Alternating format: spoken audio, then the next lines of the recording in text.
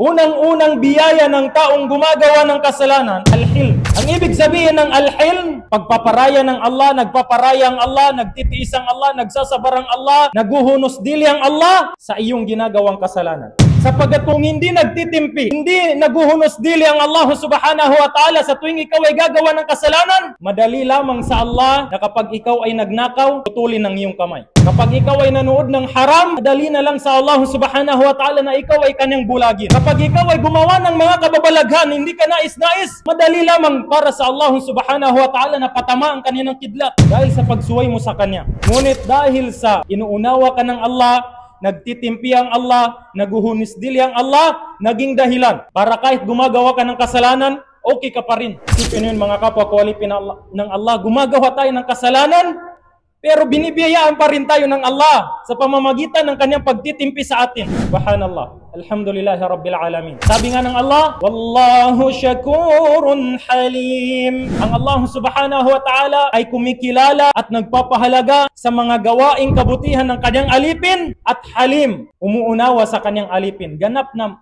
malawak ang kanyang pangunawa sa kanyang alipin. Hindi ito nag-i-encourage na gumawa tayo ng kasalanan, gumawa. Nag-i-encourage itong topic na ito na manatiling mapagpasalamat sa Allah subhanahu wa ta'ala. Muhammad Ghana Islamic Contents.